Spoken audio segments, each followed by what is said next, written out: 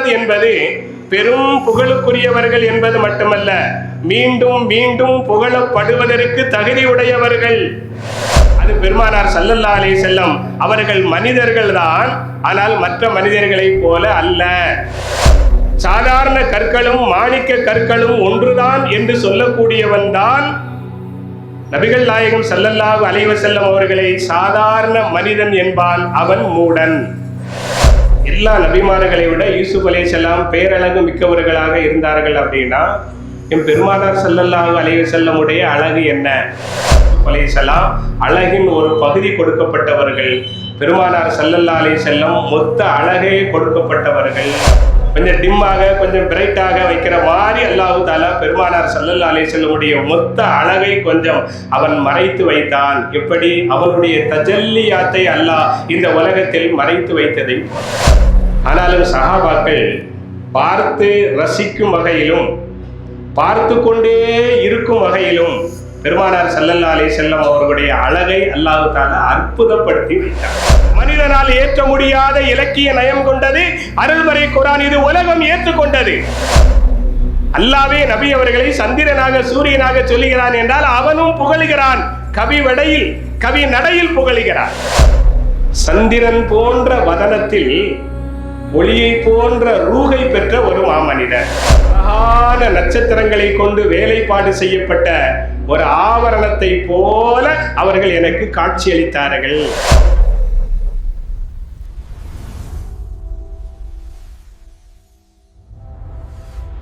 அஸ்ஸலாமு அலைக்கும் வரஹ்மத்துல்லாஹி வபரகாத்துஹு.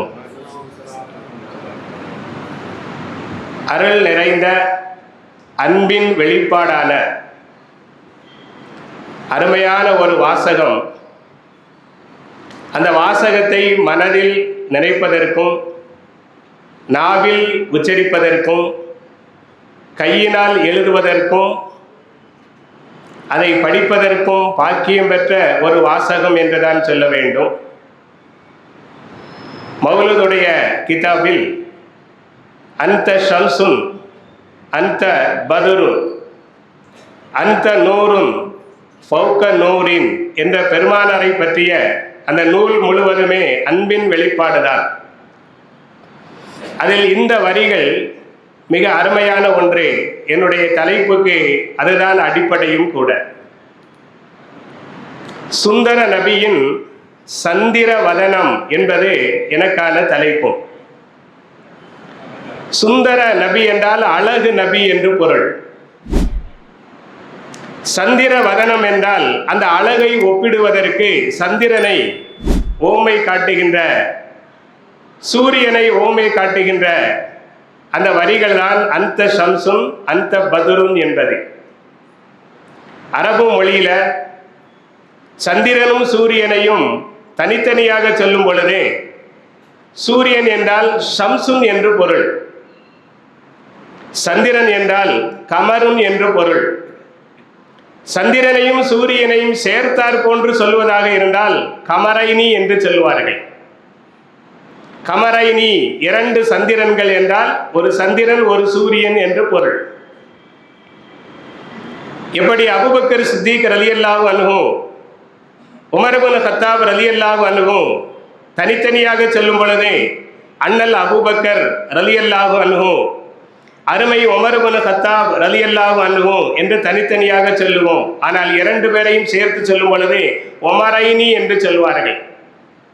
இரண்டு உமர்கள் என்று சொல்லுவார்கள். இரண்டு உமர் என்று வந்தால் ஒருவர் அபூபக்கர் சித்திக் ரலியல்லாஹு அன்ஹு, மற்றொருவர் உமர் இப்னு கத்தாப் ரலியல்லாஹு அன்ஹு என்று சொல்வது வழக்கத்தில் உள்ள ஒன்று. அந்த அடிப்படையில் சந்திர வதனம் என்று சொல்லும் பொழுது சுந்தர நபியாகிய எம் பெருமானார் ஸல்லல்லாஹு அலைஹி வஸல்லம், நீங்க அதிகமா ஸலவாத் சத்தமாகவே சொல்லுங்க. அந்த ஸலவாத்துக்கு ஒரு பெரும் மதிப்பும் மரியாதையும் இருக்கிறது.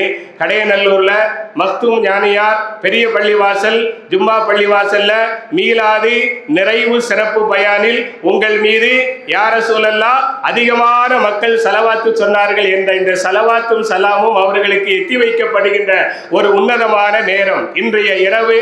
நாளை அவர்கள் பிறந்த இரவு என்ற காரணத்தினால் ஒரு பாக்கியமான இரவில் அமர்ந்திருக்கும் பொழுது நம்முடைய சிந்தனைகள் இந்த பள்ளியை விட்டு எங்கேயோ போயிடாம இந்த உடல் இந்த பள்ளிக்குள் இருப்பதை போல நம்முடைய எண்ணங்களும் சிந்தனையும் இந்த பள்ளிக்குள்ளேயே இருந்தால் நன்றாக இருக்கும்.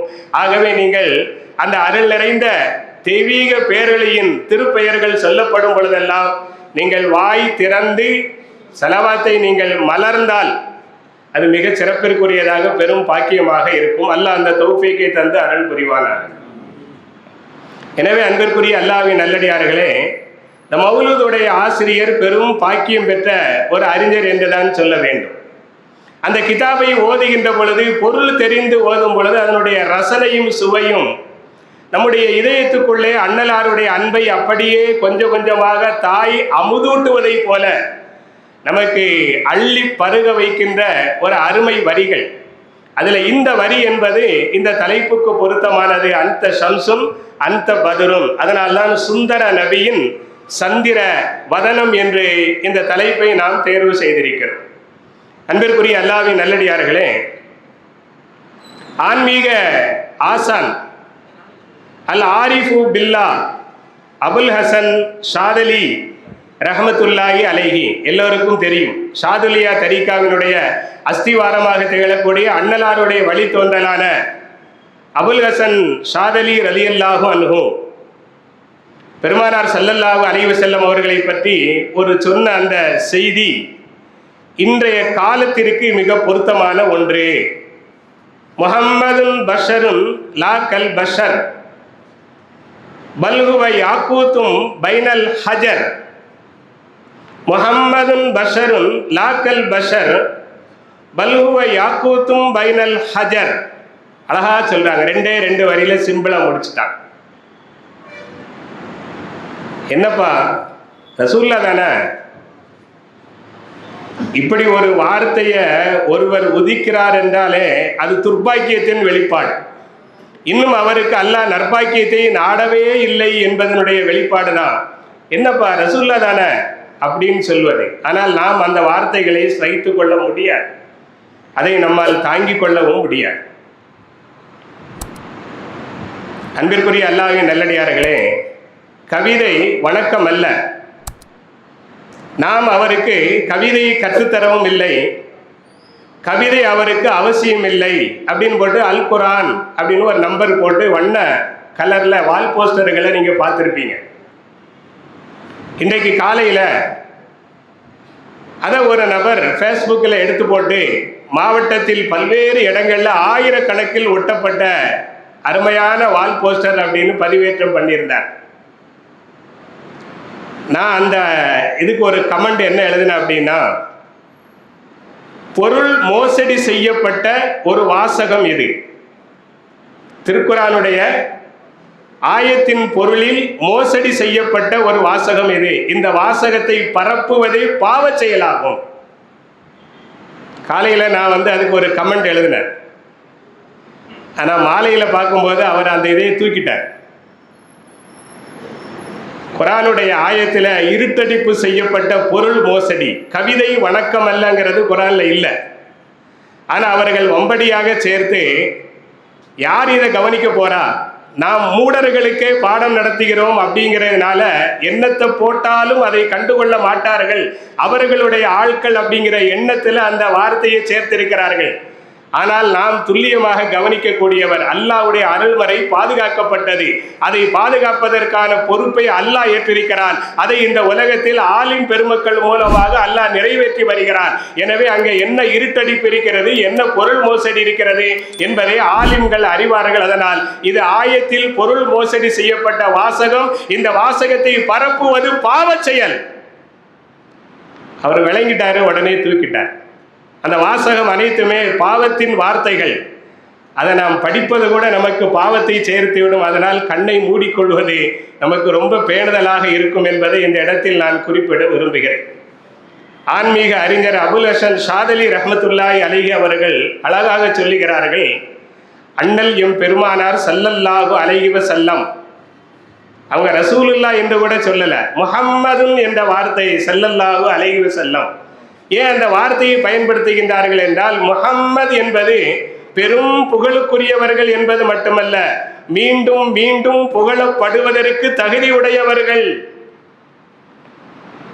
என்பது அந்த வாசகத்தின் பொருள். அதனால உலகத்தில் மீண்டும் மீண்டும் மறுபடியும் மறுபடியும் புகழப்படுவதற்கு தகுதியுடையவர் ஒரே ஒரு நபர் தான் மனிதர்களில், அது பெருமானார் ஸல்லல்லாஹு அலைஹி வஸல்லம் அவர்கள். மனிதர்கள் தான், ஆனால் மற்ற மனிதர்களைப் போல அல்ல. இந்த செய்தியை நமக்கு விளங்குவதற்காக அவர்கள் எப்படி ஓமை தருகிறார்கள் என்றால், பல்குவ யாக்கூத்துன் பைனல் ஹஜர், கற்களுக்கு மத்தியில் கிடக்கும் மாணிக்க கற்களை போல. என்ன ஒரு அருமையான ஓமை தெரியுமா? சுப்ஹானல்லாஹ். இந்த கூற்றை ஏற்றுக்கொள்ளக்கூடியவர்கள் நபிகள் நாயகம் ஸல்லல்லாஹு அலைஹி வஸல்லம் அவர்களது மாண்பை அறிவார்கள். சாதாரண கற்களும் மாணிக்க கற்களும் ஒன்றுதான் என்று சொல்லக்கூடியவன் தான் நபிகள் நாயகம் ஸல்லல்லாஹு அலைஹி வஸல்லம் அவர்களை சாதாரண மனிதன் என்பான், அவன் மூடன். ஆனால் கற்கள் வேறு, மாணிக்க கல் வேறு என்று யார் பிரித்தறியக்கூடிய அறிவையும் சிந்தனையும் பெற்றிருக்கிறாரோ அவர் நபிகள் நாயகம் ஸல்லல்லாஹு அலைஹி வஸல்லம் அவர்களை, அல்லாமா அன்சாரி ஹஸரத் அவர்கள் சொல்வதைப் போல, அவர்களுக்கு பின்னால் அவருடைய மகனார் அருந்தவ புதல்வர், கல்லூரியின் முதல்வர் மௌலானா ஏவை முஹையத்தீன் ஃபைசி ஃபாசில் ரஷாதி ஹஸரத் அவர்கள் சொல்வதைப் போல, பெருமானார் ஸல்லல்லாஹு அலைஹி வஸல்லம் மக்கத்தில் மலர்ந்த மதீனத்து ரோஜா தெய்வீக பேரொரு அருள் நபிகள் நாயகம் ஸல்லல்லாஹு அலைஹி வஸல்லம் என்றுதான் சொல்வார்கள். சிந்தனையும் அறிவும் இருந்து நல்வாய்ப்பை பெற்ற முஸ்லிம்கள். அல்லாஹ் நமக்கு அந்த ஒரு தௌஃபீக்கை தந்து அருள் புரிவானார். அல்லாமா ஷரஃபுத்தீன் அல் பூஸ்ரி ரஹ்மத்துல்லாஹி அலைஹி அவர்களை பற்றி நான் தஃசீரில் சொன்னேன். ஹஸ்ஸான் இப்னு சாபித் ரலியல்லாஹு அன்ஹு அவர்களை பற்றி நம்முடைய அன்பு சகோதரர் ஜாஃபர் சித்திக், ஜாஃபர் ஃபைசி என்ற அந்த யூடியூப்ல மௌலூது ஓதலாமா அப்படின்னு ஒரு தனி தலைப்பாக எடுத்து 7 நிமிட பயான் அவங்க பதிவேற்றம் பண்ணியிருக்காங்க. நீங்கள் கண்டிப்பாக அந்த பயானை பார்க்கணும். அதில் அல்லாமா ஷரஃபுத்தீன் பூஸ்ரி ரஹ்மத்துல்லாஹி அலைஹி அவர்களுடைய சிறப்புகளை நான் சொல்லியிருக்கேன். அங்கே உள்ளே போனால் நேரம் பத்தாது. ஆனால் அவர்கள் தங்களுடைய அருள் நிறைந்த புருதா ஷரீஃபில் சொல்லுகின்ற அந்த பைத்துகளில் ஒன்று என்னவென்றால், ஃபமப்லகுல் இல்மி ஃபீஹி அன்னஹு பஷர் வ அன்னஹு கைரு ஹல்கில்லாஹி குல்லிஹிம். பொதுவாக நாம் அறிந்தவரை ஸல்லல்லாஹு அலைஹி வஸல்லம் அவர்களை பற்றி நாம் என்ன அறிந்திருக்கிறோம் என்றால், நம்முடைய இல்மினுடைய முடிவு என்னன்னா அவர்களும் மனிதர்கள் தான் என்று நாம் அறிந்திருக்கிறோம். ஆனால் அவர்கள் மனிதர்கள் தான் என்பது மட்டுமல்ல, அல்லாஹ்வின் அத்தனை படைப்புகளை விட ஆக மிகச் சிறந்தவர்கள் என்பதுதான் உண்மை என்று அந்த புருதாவினுடைய வரிகளை கொண்டு வருகிறார்கள். அகிலத்தின் அருக்கொடையான அண்ணல் எம் பெருமானார் ஸல்லல்லாஹு அலைஹி வஸல்லம் அவர்கள் இமாம் பூஸ்ரி அவர்களுடைய கனவில் வந்து எனது கவிதைகளை பாடுங்கள் என்று சொன்ன பொழுது இமாம் பூஸ்ரி அவர்கள் அந்த கவிதைகளை அப்படியே பாடுகின்றார்கள். ஆரம்பத்தில் இருந்து பாடிக்கொண்டே வரும் பொழுது அன்னஹு பஷர் அப்படிங்கிற அந்த வார்த்தை வந்தது. அடுத்த வரி அவங்களுக்கு வரமாட்டாங்க. பெருமானார் ஸல்லல்லாஹு அலைஹி வஸல்லம் எடுத்து கொடுக்கிறார்கள், அன்னஹு கைரு ஹல்கில்லாஹி குல்லிஹிம். ஸல்லல்லாஹு அலைஹி வஸல்லம் கனவிலே அந்த வரியை, அடுத்த வரியை அவர்களுக்கு எடுத்து கொடுக்கின்றார்கள் என்றால் அந்த புருதா எவ்வளவு பாக்கியமானது, எவ்வளவு பிரபலமானது என்பதை நாம் இங்கே புரிந்து கொள்ள வேண்டும். அன்பிற்குரிய அல்லாஹ்வின் நல்லடியார்களே, ஸல்லல்லாஹு அலைஹி வஸல்லம் மேராஜுடைய பயணம் சென்ற பொழுது 4வது வானத்தில் நபி யூசுப் அலைஹிஸ்ஸலாம் அவர்களை சந்திக்கின்றார்கள்.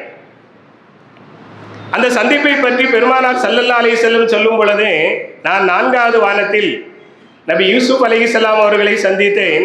கது உழ்த்திய ஷத்தரல் ஹுஸ்னி, அழகின் ஒரு பகுதி, மொத்த அழகை 2ஆ பிரிச்சா அதன் ஒரு பகுதி யூசுப் அலைஹிஸ்ஸலாம் அவர்களுக்கு கொடுக்கப்பட்டிருந்தார்கள் என்று யூசுப் அலைஹிஸ்ஸலாமுடைய அழகை, அழகின் தலைவர் அண்ணல் எம் பெருமானார் ஸல்லல்லாஹு அலைஹி வஸல்லம் அவர்கள் வர்ணித்து சொல்லுகின்றார்கள். அல்லாஹ்வின் நல்லடியார்களே, இந்த வாசகத்தின் மூலமாக எல்லா நபிமார்களை விட யூசுப் அலைஹிஸ்ஸலாம் அவர்கள் மிக அழகானவர்கள் என்பது தெளிவாகிறது. அந்த அழகின் விளைவுதான் அந்த பெண்கள் எல்லாம் தங்களுடைய கைகளை அறுத்து கொண்டார்கள். இது அருள்மறை குர்ஆனுடைய செய்தி. சுலைஹா அம்மையார் அவர்கள் யூசுப் அலைஹிஸ்ஸலாம் அவர்களை அடைய முயன்றார்கள், அதில் தோல்வி அடைந்தார்கள் அப்படிங்கிற செய்தி ஊரெல்லாம் பரகுது. சுலைகாவுடைய தோழிகள் எல்லாம் போயும் தன் வீட்டில் அடிமையா இருக்கக்கூடிய ஒரு பையன்டையா இப்படி நடந்து கொள்வது அறிவு வேண்டாமா அப்படிங்கிற மாதிரி குறை சொன்னார்கள். அந்த செய்தி சுலைகாவுக்கு வருகிறது. அப்ப அந்த பெண்களுக்கெல்லாம் புரிய வைக்கணுங்கிறதுக்காக வேண்டி எல்லாருக்கும் ஒரு வீட்டில் விருந்து ஏற்பாடு செஞ்சாங்க. எல்லா தோழிகளும் வந்தார்கள். எல்லாரையும் உட்கார வச்சு எல்லாருக்கான கனி வகைகளை எல்லாம் முன்னால தட்டில் எடுத்து வச்சு எல்லாருடைய கையிலையும் ஒரு கத்தியை எடுத்துக்கிடுங்க, இன்னொரு கையில் பழத்தை வச்சுக்கிடுங்க, அறுத்து நீங்கள் சாப்பிடுங்க அப்படின்னு அவங்களுக்கு சாப்பிடுவதற்கான அந்த வழிவகைகளை சொல்லி கொடுத்து அவர்கள் பழத்தை அறுத்து சாப்பிடுவதற்காக முற்படுகின்ற அந்த நேரத்தில் அவங்களுடைய சிந்தனைக்கே வராத, ஏன் நம்மை வர வைத்தார், நமக்கு ஏன் விருந்தோம்பல் செய்கிறார், கையில் பழத்தை கொடுத்து இன்னொரு கையில் கத்தியை வைத்து அறுத்து சாப்பிட வேண்டும் என்று ஏன் சொல்கிறார் என்று அவர்கள் எண்ணி பார்க்க முடியாத அந்த சிந்தனையில் இருக்கும் பொழுது கால திஹ்ருஜ் அலைஹின்ன, யூசுப் அலைஹிஸ்ஸலாம் அவங்களுக்கு அந்த அம்மா கட்டளையிட்டாங்க, வாங்க வெளியில அப்படின்னு. ஃபலம்மா ராயினஹு அக்பர்னஹு, யூசுப் அலைஹிஸ்ஸலாம் அடுத்த அறையிலிருந்து வாசல் வழியாக உள்ள வரும் பொழுது ஒரு பரிபூரண சந்திரன், ஒரு முழு சூரியன் உள்ள நுழைகிற மாதிரி பார்த்த உடனே அந்த பெண்கள் அக்பர்னஹு, அது ஆக மிக பெரிய விஷயமாக கருதினார்கள். ஐதியகுன்ன, பழத்தை அறுக்கும் பொழுது பழம் அருந்து விழுந்து விட்டது, ஆனால் கையை அறுக்கிறார்கள், அந்த உணர்வு கூட தெரியாமல் மலக்கும் கரீம், அல்லாஹ்வுக்கே வெளிச்சம், இவர் மனிதரே கிடையாது, இவர் சங்கையான மலக்கே அன்றி வேறில்லை. மனிதன்னா இப்படி ஒரு மனிதனை நாங்கள் எங்கேயும் பார்த்ததில்லை, யாரும் பார்த்ததில்லை, அதனால இவர் மனிதர் அல்ல, இவர் ஒரு மலக்காவார், தங்களுக்கு தெரியாத ஒன்று மலக், அதனால மலக்காவார் என்பதாக அந்த பெண்கள் சொன்னார்கள். கையை அறுத்து கொண்டார்கள், ரத்தம் சொட்டு சொட்டாக வடிகிறது. அந்த நிலையில மெய்மறந்து அவர்கள் யூசுப் அலைஹிஸ்ஸலாமுடைய அழகை ரசித்தார். இப்ப அல்லாஹ் அடுத்து சொல்றான், ஃபதாலிகுன்னல்லதீ லும்துன்னனீ ஃபீஹி, அந்த தோழிமார்களை பார்த்து சுலைகா அம்மையார் சொல்றாங்களாம், ஒரு தடவை தான்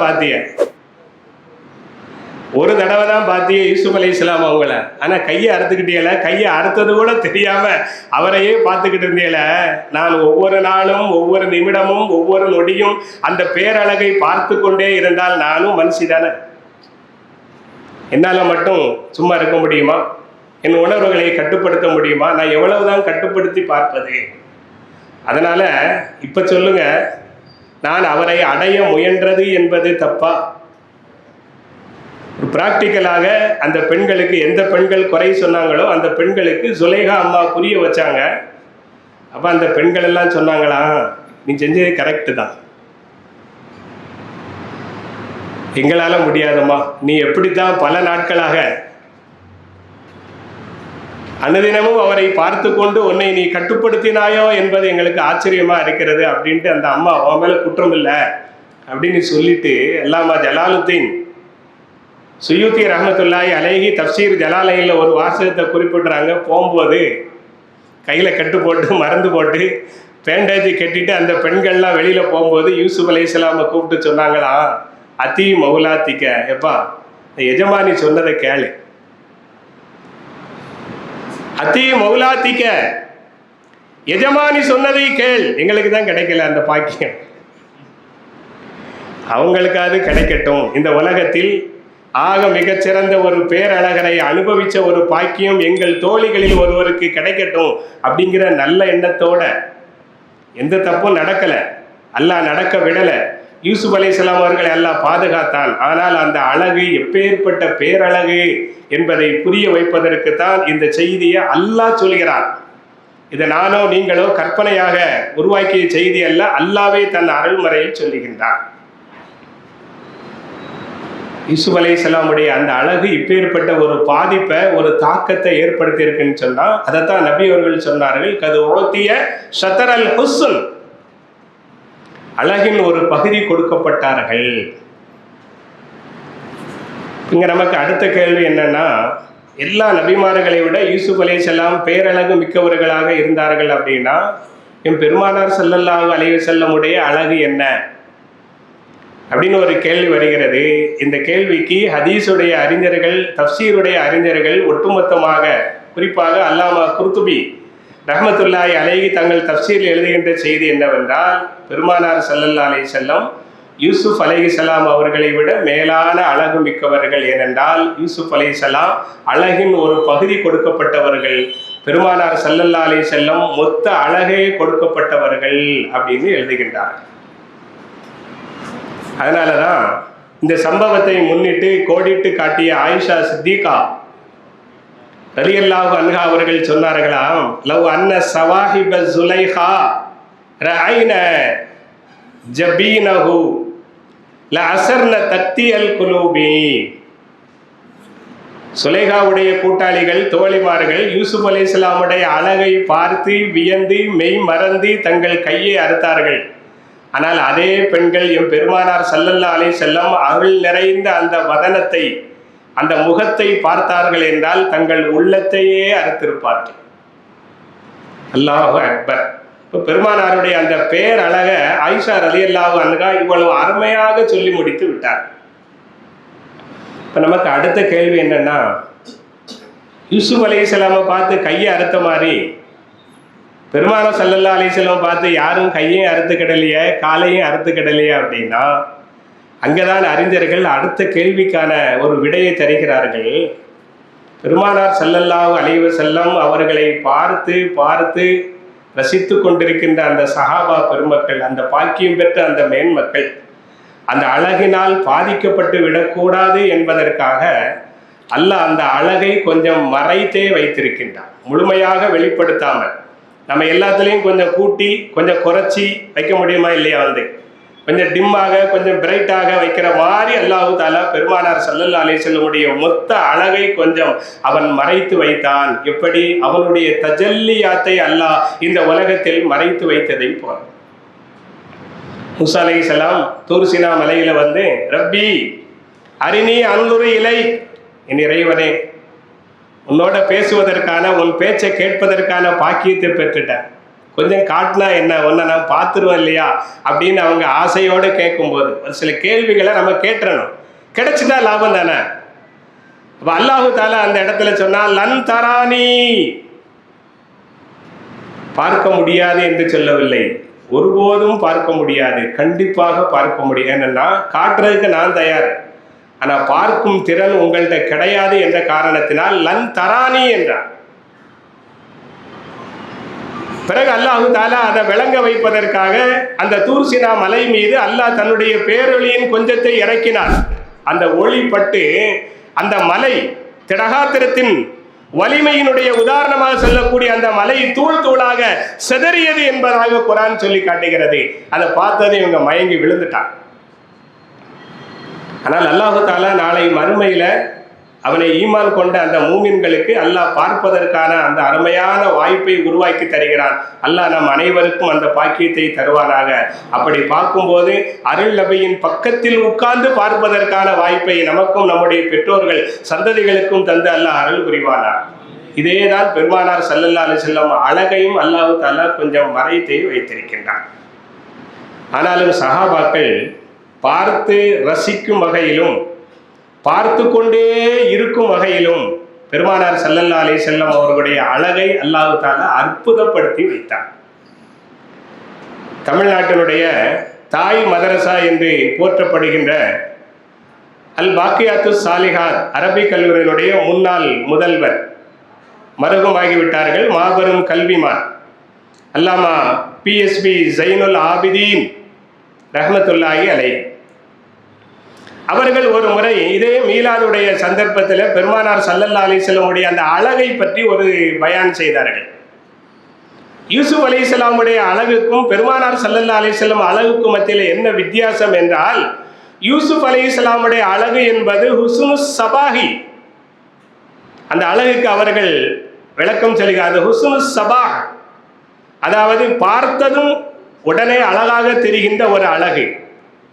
ஆனால் பெருமானார் ஸல்லல்லாஹு அலைஹி வஸல்லம் அவர்களுடைய அழகு என்பது ஹுஸ்னுல் மலாஹ், அது பார்க்க பார்க்க அழகாக தெரியும், பார்வையை விளக்க முடியாத அளவுக்கு அது ஈர்க்கும் என்று ஒரு அருமையான விளக்கத்தை அல்லாமா PSP ஜைனுல் ஆபிதீன் ரஹ்மத்துல்லாஹி ஹஜரத் அவர்கள் சொன்னார்கள் என்றால் அதுதான் பெருமானார் ஸல்லல்லாஹு அலைஹி வஸல்லம் அந்த பேரழகின் தனித்துவம். இதற்கு ஒரு எடுத்துக்காட்டு ஹதீஸுடைய கிதாபில் வருகிறது. ஜாபிர் இப்னு சமுரா ரலியல்லாஹு அன்ஹு அவர்கள் அறிவிக்கின்ற ஒரு ஹதீஸ். ஒரு இளைஞர், சின்ன வயசுடைய ஒரு அருமையான சஹாப். அவர்கள் சொல்லுகிறார்கள், ஒரு நாள் 14ஆம் பிறை உடைய அந்த முழு நிலா, பூரண சந்திரன் உதயமாகி இந்த உலகத்தை வெளிச்சப்படுத்திய அந்த இரவில் நான் பெருமானார் ஸல்லல்லாஹு அலைஹி வஸல்லம் அவர்களை பார்ப்பதற்காக சென்றேன். அந்த நேரத்தில் அவர்கள் ஒரு சிகப்பு நிற ஆடை அணிந்திருந்தார்கள். கீழையும் சிவப்பு கலர் கைலி, மேலே சிகப்பு கலர்ல போர்வை, நம்ம வெண்ணிற எஹ்ராமுடைய ஆடை அணிவதை போல அவர்கள் அணிந்திருந்தார்கள். அரபியில் அந்த ஆடைக்கு பெயர் ஹுல்லா என்று சொல்லப்படும். 2 தைக்கப்படாத ஆடைகள், கீழாடை மேலாடையாக அவர்கள் போர்த்தியிருந்தார்கள். செக்க செவேரென்று இருக்கின்ற பெருமானாருடைய உடம்புல ஒரு டார்க்கான சிவப்பு கலர்ல ஒரு ஆடை இருந்தால் அது அழகை மேலும் அழகூட்டக்கூடிய ஒரு காட்சியாக இருக்கும். அந்த நேரத்தில் நான் பெருமானார் ஸல்லல்லாஹு அலைஹி வஸல்லம் அவர்களை பார்க்க வந்தேன். பார்த்தா எனக்கு 2 அழகான விஷயங்கள் என் கண்ணுக்கு முன்னால் போட்டியிடுகின்றது. ஒன்று பெருமானார் ஸல்லல்லாஹு அலைஹி வஸல்லம், இன்னொன்று அந்த பூரண சந்திரன். நான் அதையும் பார்க்கிறேன், நான் இவர்களையும் பார்க்கிறேன். பிறகு மறுபடியும் நான் பெருமானாரை பார்க்கிறேன், பிறகு நான் அந்த நிலாவை பார்க்கிறேன். 2மே அழகா இருக்குது. ஆனால் 2ம் எது மிக அழகானது? என் மனசுக்குள்ள அப்படி ஒரு கேள்வி எழுகின்றது. நிலாவும் அழகாக இருக்கிறது, பார்க்க பார்க்க பார்க்க தூண்டுகின்ற அளவுக்கு அந்த நிலா அழகாக இருக்கிறது. ஆனால் பெருமானார் ஸல்லல்லாஹு அலைஹி வஸல்லம் அழகாக இருக்கிறார்கள். இந்த 2ல் எது பேரழகு அப்படின்னு என் மனசுக்குள்ள, என் சிந்தனையில ஒரு எண்ணம் வந்தது. அதன் முடிவு என்னவென்றால், விண்ணின் முழு நிலவை விட மண்ணின் மாணவி என்னிடத்தில் பேரழகாக தெரிந்தார்கள் என்று ஜாபிர் இப்னு சமுரா ரலியல்லாஹு அன்ஹு அவர்கள் அறிவிக்கின்ற ஹதீஸ் திர்மிதி ஷரீஃபிலே பதிவாகி இருக்கிறது. மிஷ்காத் என்ற கிதாபில் 518வது பக்கத்தில் இந்த ஹதீஸ் இடம்பெறுகின்றது. அன்பிற்குரிய அல்லாஹ்வின் நல்லடியார்களே, அம்மார் இப்னு யாசிர் ரலியல்லாஹு அன்ஹு ஒரு சஹாபி இருந்தான். உங்களுக்கு எல்லாத்துக்கும் தெரியும், தியாகத்தின் செம்மல் அந்த குடும்பம். அந்த அம்மார் ரலியல்லாஹு அன்ஹுடைய மகன் வழி பேரன் அபு உபைதா என்று சொல்லக்கூடிய ஒரு அறிஞர், தாபியின்கள்ல உள்ளவர். அவரு ருபைய பின்த் முஅவ்வித் இப்னு அஃப்ரா என்ற ஒரு பெண்மணி. அவர்களை சந்தித்து, எனக்கு பெருமானார் ஸல்லல்லாஹு அலைஹி வஸல்லம் அவங்களுடைய அழகை பற்றி கொஞ்சம் சொல்லுங்கள் என்றார்கள். இந்த ருபை ரலியல்லாஹு அன்ஹு எப்படிப்பட்டவங்கன்னா, அவங்க பெருமானார் ஸல்லல்லாஹு அலைஹி வஸல்லம் காலத்தில் சின்ன வயசு, திருமணம் முடிக்கக்கூடிய பருவத்தில் உள்ளவர்கள். புகாரி ஷரீஃபில் இடம்பெறுகின்ற ஹதீஸ், அந்த அம்மாவுடைய திருமணத்தின் பொழுது நபி அவர்கள் அந்த வீட்டுக்கு சென்றார்கள். அந்த மணப்பெண்ணின் பக்கத்திலேயே நபி அவர்கள் உட்கார்ந்தார்கள் என்று ஹதீஸில் வருகிறது. அந்த அளவுக்கு அந்த பெண்மணி நபியிடத்திலே முகப்பத்தை பெற்றவராக இருந்தார். அதனால நபி அவர்களுடைய பக்கத்தில் இருந்த அந்த அழகை ரசித்த, பார்க்கின்ற பாக்கியம் பெற்ற நீங்கள் எனக்கு அந்த அழகை பற்றி சொல்லுங்கள். சிஃபி லனா ரசூலல்லாஹி ஸல்லல்லாஹு அலைஹி வஸல்லம், ரசூலுல்லாஹ் பற்றி எங்களுக்கு கொஞ்சம் சொல்லுங்க அப்படின்னு, அந்த அழகை வர்ணித்து சொல்லுங்கள் அப்படின்னு அந்த அபு உபைதா என்ற அந்த அறிஞர் கேட்டுக்கொண்டார். ருபை ரலியல்லாஹு அன்ஹு ரொம்ப எளிதாக அழகாக சொல்றாங்க. எப்படி சொன்னாங்கன்னா, யா புனைய லவ் ராய்தஹு, என் அருமை மகனே, நீ ரசூலுல்லாஹ் பார்த்துருக்கணுமே. அல்லாஹு அக்பர், ஒரு ஏக்கத்தை உண்டாக்கிட்டான். யா புனைய லவ் ராய்தஹு, என் அருமை மகனே, ரசூலுல்லாஹ் பார்த்துருக்கணுமே. இந்த வாய்ப்பு கொஞ்சம் நழுவிருச்சு. சஹாபி தாபி 2 பேருக்குமான வித்தியாசம் என்ன? சஹாபாக்கள் ரசூலுல்லாஹை பார்த்தவர்கள், தாபியின்கள் ரசூலுல்லாஹை பார்க்காதவர்கள். இந்த பார்க்காதவர்களுக்கு என்ன அந்தஸ்துன்னு ரசூலுல்லாஹ் சொல்லும்போது, சஹாபாக்களை பார்த்ததுனால அவங்களுக்கு நரகம் கிடையாது, சஹாபாக்களை பார்த்ததுனால அவங்களுக்கு நரகம் கிடையாதுன்னா, ரசூலுல்லாஹ் பார்த்த சஹாபாக்களுடைய அந்தஸ்து எப்படி இருக்கும்? அல்லாஹு அக்பர். அதான் அவங்க அந்த ஆர்வத்தை தூண்டிட்டாங்க. இந்த இபாரத்தை படிக்கும் பொழுதெல்லாம் நமக்கு ஏதோ ஒரு விதமான ஒரு ஆதங்கம். யா புனைய லவ் ராய்தஹு, என் அருமை மகனே, நீ அவங்கள பார்த்துருக்கணுமே. இப்படி சொல்லிட்டு அடுத்து சொன்னாங்க, நீ பார்த்திருந்தா ரைத்த அஷம்சு தாலியா, ஒரு பரிபூரணமான சூரியன் உதயமானால் எப்படி இருக்குமோ அப்படிப்பட்ட ஒரு அழகை நீ அவர்கள் முகத்தில் பார்த்திருப்பாய் என்று ருபையே ரலியல்லாஹு அன்ஹு அவர்கள் அந்த சஹாபிக்கு சொன்னார்கள் என்று இமாம் தாரமி ரஹ்மத்துல்லாஹி அலைஹி அவர்கள் அறிவிக்கிறார்கள். மிஷ்காத் என்ற கிதாபில் 516வது பக்கத்தில் இந்த செய்தி இடம்பெறுகிறது. அபூ ஹுரைரா ரலியல்லாஹு அன்ஹு நபிகள் நாயகம் ஸல்லல்லாஹு அலைஹி வஸல்லம் அவங்களுடைய பக்கத்திலேயே இருந்த சஹாபி. 4 ஆண்டு காலம் யாருக்கும் கிடைக்காத பெரும் பாக்கியம். இரவிலும் பகலிலும் இருளிலும் வெளிச்சத்திலும் தனிமையிலும் பகிரங்கத்திலும் பயணத்திலும் உள்ளூரிலும் துனியாவே வேண்டாம், சாப்பாடே வேண்டாம், கொலை பட்னி கடந்தாலும் எனக்கு பெருமானவருடைய பக்கத்தில் தான் இருக்கணும் என்று தன்னை அர்ப்பணித்ததால் இந்த உலகத்தில் சஹாபாக்களில் யார் மார்க்க அறிஞரோ அவர்களுடைய தலைவர்களாக அவர்கள் மாறிப்போனார். அவர்கள் சொல்கிறார்கள், நான் நபி அவர்களை விட மிக அழகான எந்த பொருளையும் நான் பார்க்கவில்லை. மாராய்த்தும் ஷையன் மின் அஹ்சனின் நாஸ் மின் அஹ்சனி ரசூலில்லா, நபிகள் நாயகம் ஸல்லல்லாஹு அலைஹி வஸல்லம் அவர்களை விட அழகான எந்த பொருளையும் என்று வந்தால் அது உயிருள்ள உயிரற்ற எந்த பொருளும் கிடையாது, நபி அவர்கள் தான் மிக அழகானவர்கள். அப்படி சொல்லிட்டு இப்போ உதாரணம் காட்டுகிறார்கள். கண்ண ஷம்ஸ தஜ்ரி ஃபீ வஜ்ஹிஹி, அவர்கள் முகத்தில் சூரியன் ஓடுவதை போல, சூரியன் அதனுடைய தளத்தில் ஓடும். அந்த சூரியன் என்பது அழகுக்கு ஒரு எடுத்துக்காட்டு, பேரொளிக்கு ஒரு எடுத்துக்காட்டு. நபியினுடைய முகத்தில் பேரொளி என்னும் அழகு அது ஓடிக்கொண்டிருப்பதை போன்று நான் பார்த்தேன் என்று அபூ ஹுரைரா ரலியல்லாஹு அன்ஹு அவர்கள் அறிவிக்கிறார்கள். அன்பிற்குரிய அல்லாஹ்வின் நல்லடியார்களே, நபிகள் நாயகம் ஸல்லல்லாஹு அலைஹி வஸல்லம் அவர்களுடைய அழகை வர்ணித்த சஹாபாக்கள் இதுவரைக்கும் நம்ம கேட்ட அந்த ஹதீஸுகளை பார்த்தோம்னா, ஒன்று சந்திரனாக அல்லது சூரியனாக ஸல்லல்லாஹு அலைஹி வஸல்லமுடைய அந்த அழகை அவர்கள் ஒப்பீடு செய்கிறார்கள். ஏன்னா நமக்கு தெரிஞ்சது சந்திரன் சூரியன் தான். அதனால நமக்கு தெரிந்த அந்த ஒரு பொருளோடு நபி அவர்களை பார்த்த சஹாபாக்கள் ஒப்பிடுகிறார்கள். அருள்முறை குர்ஆனும் இப்படித்தான் ஒப்பீடு செய்கிறது. அஹ்ஸாப் சூராவில் 45, 46 2 வசனங்கள்ல பெருமானார் ஸல்லல்லாஹு அலைஹி வஸல்லமுடைய தனித்துவத்தை பற்றி அல்லாஹ் சொல்கிறான். யா அய்யுஹன் நபிய்யு இன்னா அர்ஸல்னாக ஷாஹிதா வ முபஷ்ஷிரா வ நதீரா வ தாயியன் இலல்லாஹி பி இத்னிஹி வ சிராஜம் முனீரா. இந்த வசனங்கள் 2 வசனம் 45, 46. அல்லாமா குர்துபி அவர்கள் பதிவு செய்கிறார்கள், இந்த வசனத்தில் பெருமானார் ஸல்லல்லாஹு அலைஹி வஸல்லமுடைய 6 பெயர்களை அல்லாஹ் தஆலா குறிப்பிடுகிறார். ஒன்று ஷாஹித், சாட்சியாளர். 2வது முபஷ்ஷிர், சுப செய்தியாளர். 3வது நதீர், எச்சரிக்கை செய்யக்கூடியவர். 4வது தாயி, அல்லாஹ்வின் பால் அழைக்கின்றவர். 5வது சிராஜ். 6வது முனீர் என்று அல்லாஹ் தஆலா சிராஜ் பேரொளி, முனீர் ஒளி விளக்கு என்று அல்லாஹ் தஆலா 6 பெயர்களில் ஒன்று சிராஜ் என்றும் இன்னொன்றை முனீர் என்றும் அல்லாஹ் தஆலா சொல்லுகிறார். இதுல சிராஜ் என்ற அந்த வார்த்தை சூரியனை குறிக்கிறது, முனீர் என்ற வார்த்தை சந்திரனை குறிக்கிறது. சிராஜம் முனீரா என்று அல்லாஹ் சொல்லுகிறான் அந்த வசனத்துல. ஆனா அதுக்கு விளக்கம் சொல்லும் பொழுது சிராஜ் என்பது சூரியனாகும், முனீர் என்பது சந்திரன் ஆகும். இதுக்கு எங்கிருந்து ஆதாரம் எடுக்க? குர்ஆன்ல இருக்குது. நூஹ் என்ற சூறாவில் 16வது வசனத்தில் அல்லாஹ் சொல்கிறான், வஜஅலல் கமர ஃபீஹின்ன நூரா, நாம் வானத்தில் சந்திரனை ஒரு ஒளியாக ஆக்கினோம். வஜஅலஷ் ஷம்ஸ சிராஜா, சூரியனை நாம் சிராஜாக பேரொளியாக ஆக்கினோம். நூர் அப்படின்னா ஒளி, சிராஜ் என்றால் பேரொளி.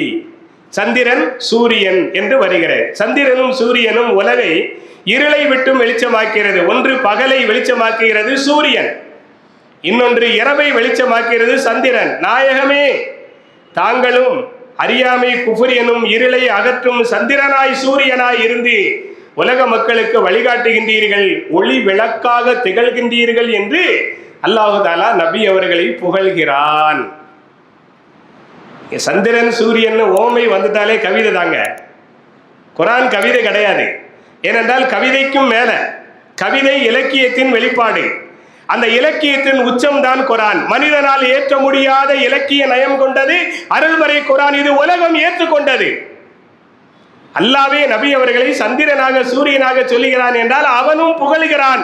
கவி வடையில் கவி நடையில் புகழுகிறான். அதனால்தான் அன்சாரி சஹாபாக்கள் பெருமானார் ஸல்லல்லாஹு அலைஹி வஸல்லம் வந்துட்டாங்க இங்க குபாவுக்கு. திங்கட்கிழமை சவுர் குகையிலிருந்து இரவில் புறப்பட்டார்கள். அடுத்த திங்கட்கிழமை காலையில் வந்து குபாவுக்கு வந்துட்டாங்க. குபாவுக்கு வந்து விட்டால் அங்கிருந்து மதீனா 5 கிலோமீட்டர் தூரம் தான். காலையில் வந்து சேர்ந்தார்கள் அப்படின்னா நம்ம என்ன நினைப்போம்? நம்ம உறவுகள் திருவனந்தபுரத்தில் வந்து இறங்கிட்டாங்க அப்படின்னா நம்ம என்ன நினைப்போம்? அடுத்த 4 மணி நேரத்தில் ஊருக்கு வந்துடுவாங்க. தென்காசி கிட்ட வந்துட்டேன் அப்படின்னா அடுத்த அரை மணி நேரத்தில் வந்துடுவாங்க. இதான நியதி. இப்போ நபி அவர்கள் குபாவுக்கு வந்து விட்டார்கள் என்றால் 475 கிலோமீட்டரை 8 நாட்களில் கடந்தார்கள் என்றால் 5 கிலோமீட்டரை அரை மணி நேரத்தில் கடந்து மதீனாவுக்குள்ள வந்துடுவாங்க. அதனால மதீனாவாசிகள் ஒரு பெரும் ஏக்கம் கொண்டு மதீனாவின் எல்லைக்கே வந்துட்டாங்க. கால் கடுக்க காத்திருந்து கண் விழிகள் பூத்திருந்து பெருமானார் ஸல்லல்லாஹு அலைஹி வஸல்லம் அவர்களை பார்த்துவிட வேண்டும் என்ற ஆசையில் திங்கட்கிழமை ஃபுல்லாக சாயங்காலம் வரைக்கும் நின்னாங்க, வரல. ஒருவேளை இன்னைக்கு வரமாட்டாங்க, ரெஸ்ட் எடுப்பாங்க போல இருக்குன்ட்டு போயிட்டாங்க. மறுநாள் வந்தாங்க. செவ்வாய்க்கிழமை ஃபுல்லாக நின்னாங்க, நபி அவர்கள் வரல. அப்போ இன்னைக்கும் வரல போல இருக்கு. குபாவாசிகள் என்ன இப்படி பிடிச்சி வச்சுக்கிட்டு இருக்காங்க? நம்ம ஒரு ஆளை சந்திக்கணும்னு ஆவல் வந்துருச்சுன்னா தடுத்து வைப்பவர் மேலே கோபம் வரும். பார்த்தீங்களா, என்ன இவங்க இப்படி பிடிச்சி வச்சுக்கிட்டு இருக்காங்க அப்படின்ட்டு அவங்களுக்கு அப்படி ஒரு வருத்தம் ஏற்படுது. அன்னைக்கும் வரல. அடுத்து புதன்கிழமை அன்னைக்கும் வரல. அடுத்து வியாழக்கிழமை அன்னைக்கும் வரல. இந்த 4 நாட்கள் நபி அவர்கள் குபால இருந்து அந்த மஸ்ஜிதுன் உஸ்ஸிஸ அலா தக்வா என்ற குபா பள்ளிவாசலை நபி அவர்கள் தங்கள் கையால் கட்டினார்கள். அடுத்து 5வது நாள் திங்கட்கிழமை வெள்ளிக்கிழமை காலையில் நபி ஸல்லல்லாஹு அலைஹி வஸல்லம் அங்கிருந்து மதீனாவை நோக்கி புறப்பட்டா வழி நடுக மக்கள் அவர்களை ஆர்வத்தோடு ஆசையோடு சந்திப்பதும் பேசுவதுமாக. நபி அவர்கள் யாரையும் புறக்கணிக்க மாட்டார்கள், உதாசீனப்படுத்த மாட்டார்கள். கொஞ்சம் ஒரு 2 கிலோமீட்டர் தாண்டி வந்திருப்பாங்க. பனு சாலிம் என்ற கபீலா வந்துச்சு. அங்கே ஜும்மாவுடைய நேரம் வந்துருச்சு. நபி அவர்கள் தங்களுடைய முதல் ஜும்மாவை அங்கே நிறைவேற்றுகின்றார். நபி அவர்கள் நிறைவேற்றிய முதல் ஜும்மா அங்கே தான். அதனால தான் அந்த இடத்துல மஸ்ஜிதுல் ஜும்ஆ அல்லது மஸ்ஜித் பனி சாலிம் என்பதாக சொல்லுகின்ற ஒரு பள்ளிவாசல் இருக்கு. இங்க இருக்க எல்லாருக்கும் தெரியும். ஏன்னா நிறைய பேர் உம்ரா முடிச்சவங்க, ஹஜ் முடிச்சவங்க இருக்கிறீங்க. ஜும்மா தொழுகைக்கு பிறகு பிற்பகல்ல நபி அவர்கள் அங்கிருந்து புறப்பட்டு மதீனாவுக்கு வராங்க. கிட்டத்தட்ட அசர் தொழுகைக்கு பிறகு நம்ம ஷாஃபி அசர் முடிச்சா எப்படி இருக்கும் அந்த மாதிரியான நேரம். அப்ப சூரியன் எப்படி இருக்கும்? அதனுடைய ஒளி கொஞ்சம் மங்கி மறைவதற்காக அது டிம் ஆகி அதனுடைய நிறம் மாறி நிற்கும். பார்த்தீங்களா, அந்த மாதிரி ஒரு பொன்னந்தி மாலை பொழுது. இப்போ நபி ஸல்லல்லாஹு அலைஹி வஸல்லம் குபாவிலிருந்து புறப்பட்டார்கள். பனு சாலிம் என்ற கபீலால ஜும்மா தொழுதார்கள். அங்கிருந்தும் புறப்பட்டு விட்டார்கள்.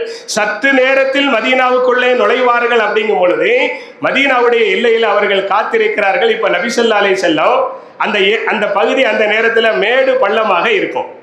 இப்போ நபி அவர்கள் பள்ளத்திலிருந்து மேட்டுக்கு ஏறும் பொழுது முதல்ல என்ன தெரியும்? கீழே இருந்து பார்க்குறவங்களுக்கு அந்த தலையும் முகமும் தான் தெரியும். 4 நாட்களாக 5 நாட்களாக இப்போ வருவாங்க எப்போ வருவாங்களோ அப்படின்ட்டு எதிர்பார்த்து உள்ளத்தாலும் எண்ணத்தாலும் சிந்தனையாலும் வழியின் மீது வெளியை பதிய வைத்து முழுமையான ஆவலோடு காத்திருந்த அந்த மக்களுக்கு இப்பொழுது கண்மணி நாயகம் ஸல்லல்லாஹு அலைஹி வஸல்லம் அவர்களுடைய அருள் நிறைந்த அந்த முபாரக்கான அந்த ஒளி இலங்குகின்ற அந்த அருள் முகம் தெரிந்த முகம் மட்டும் தெரிந்ததும் அது சந்திரன் உதயமானதை போல அவங்களுக்கு தெரிந்தது. பள்ளத்திலிருந்து மேட்டுக்கு ஏறும்போது முதல்ல தலை தெரியும். கீழே இருந்து பார்க்குறவங்களுக்கு தலை மட்டும்தான் தெரியும். அது சந்திரனை உதயமானது மாதிரி தெரியும். பகல்ல எப்படி சந்திரன்? அதனால தான் அந்த நபியை பார்த்த ஆனந்தத்தில் அவர்கள் படித்தார்கள், தலஅல் பத்ரு அலைனா மின் சனியாத்தில் வதாய். சனியாத்துல் வதா, அந்த மேட்டு பகுதியில் எங்களுக்கு ஒரு சூரியன் ஒரு சந்திரன் உதயமானது. அருமையான பைத்து. நீங்கள் யூடியூப்பில் அந்த பைத்தை முழுமையாக கேட்டு ரசிக்கலாம். என்ன அருமையான ஒரு வரி அவங்க சொல்லிட்டாங்க.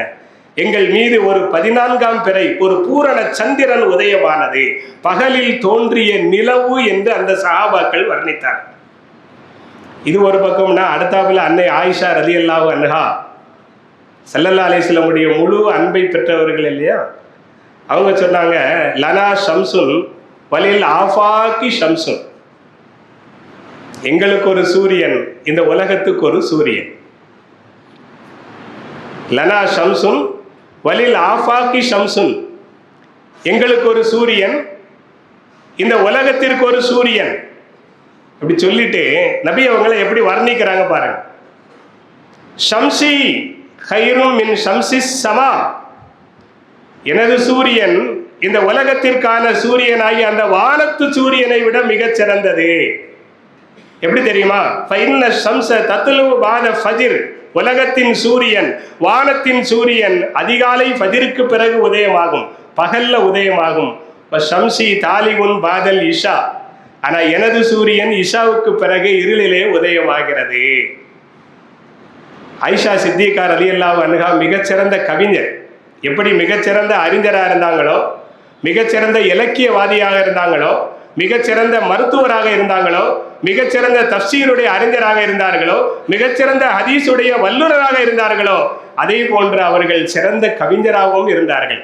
கவிதைக்கும் இஸ்லாத்திற்கும் சம்பந்தம் இல்லை என்று சொல்லக்கூடியவர்கள் ஆயிஷா ரலியல்லாஹு அன்ஹாவுடைய கவிதைகளை படித்து பார்க்க வேண்டும். அவர்கள் பெருமானார் ஸல்லல்லாஹு அலைஹி வஸல்லம் அவர்கள் எப்படி வர்ணிக்கின்றார்கள். அவங்கள்ட்ட கேட்டாங்களா, நீங்க இலக்கிய நயமாக பேசுகின்றீர்களே, உங்களுக்கு எங்கிருந்து கிடைச்சிச்சு அப்படின்னு கேட்டாங்க. ஹயாத்து சஹாபால இந்த சம்பவம் இல்முடைய பாடத்தின் கடைசியில வருகிற. அவங்க ரொம்ப அழகா சொன்னாங்க, நான் என்ன எனக்கு இலக்கியம் தெரியாம இருக்குமா, நான் அபூபக்கருடைய மகளாக்கும் அப்படின்னா. அல்லாஹு அக்பர், நான் யார் மகா? அபூபக்கருடைய மகளாக்கும். அப்ப இலக்கியத்தில் அவர்கள் தேர்ச்சி பெற்றிருந்தார்கள். அந்த கவிநடையில ரசூலுல்லாஹ்வுடைய அழகை சொல்லும் பொழுது, ஷம்சி தாலிகுன் பாதல் இஷா, இரவில் தோன்றும் சூரியன் நபிகள் நாயகம் ஸல்லல்லாஹு, இந்த ரெண்டையும் பாருங்க. அன்சாரி சஹாபாக்கள் சொன்னாங்க, பகலில் தோன்றுகின்ற சந்திரன். ஆயிஷா ரலியல்லாஹு அன்ஹா அவர்கள் சொல்லுகின்றார்கள், இறையில் உதயமாகின்ற சூரியன். அந்த வர்ணனை எப்படி இருக்கு பாத்தீங்களா? இதுதான் இலக்கியம். இந்த இலக்கியம் தான் கவிநடை. அது மட்டுமல்ல, அல்லாஹ்வின் நல்லடியார்களே, நபிகள் பற்றிய அந்த செய்திகளில் முக்கியமாக கனவுல யார் நபியை பார்த்தாங்களோ அவங்க சந்திரனை பார்த்ததாக, சூரியனை பார்த்ததாகவே வர்ணிக்கின்றார்கள்.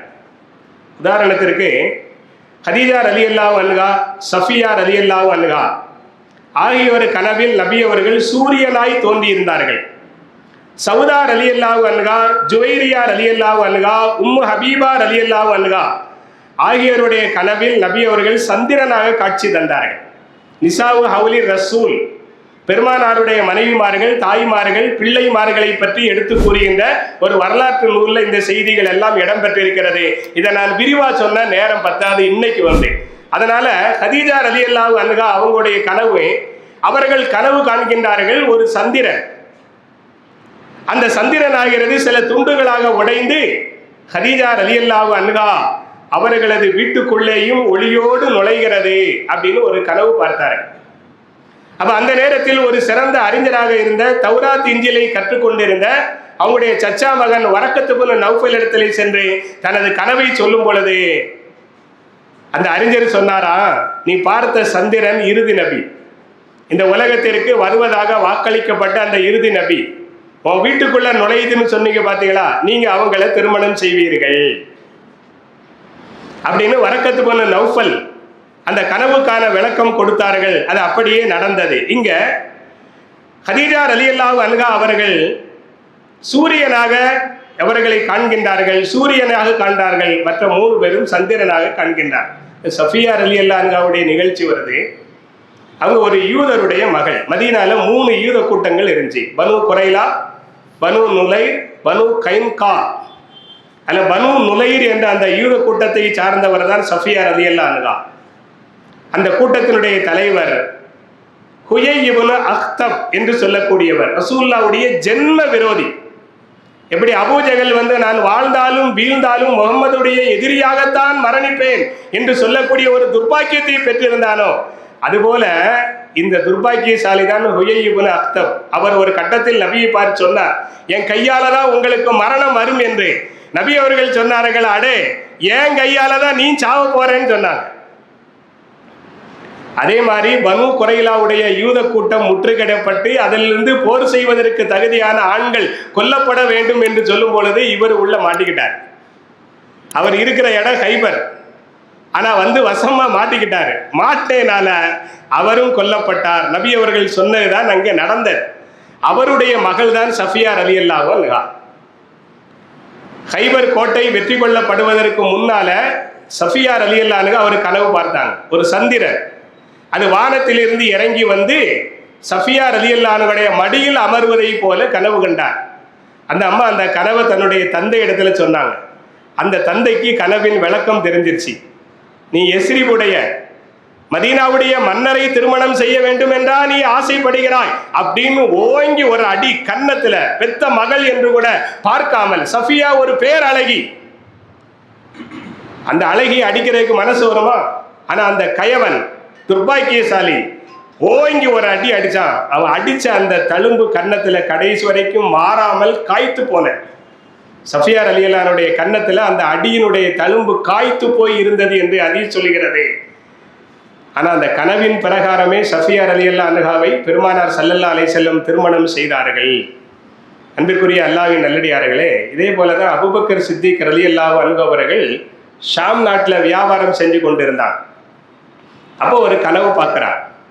வானத்தில் உள்ள சந்திரன் இறங்கி வந்து துண்டு துண்டாக சிதறி பல்வேறு பகுதிகளில் விழுந்து அந்த பகுதிகளை ஒளிமயமாக ஆக்குவதாக கனவு கண்டார்கள். உடனே அவர்கள் அங்கிருந்த ஒரு கிறிஸ்தவ பாதிரியார் அவர்களை தொடர்பு கொண்டு இந்த கனவுக்கான விளக்கத்தை கேட்டார். அவங்க சொன்னாங்க, இறுதி நபி மக்காவில் தான் வருவார்கள் என்று நாங்கள் அறிந்திருக்கிறோம். அவங்க வந்து விட்டாங்க என்றுதான் உங்கள் கனவு சொல்லுகிறது. அது மட்டுமல்ல, அவர்களுடைய ஆலோசகராக, அவர்களுடைய மிகச்சிறந்த உதவியாளராக நீங்கள் இருப்பீர்கள் அப்படின்னு அந்த பாதிரியார் விளக்கம் சொன்னார்.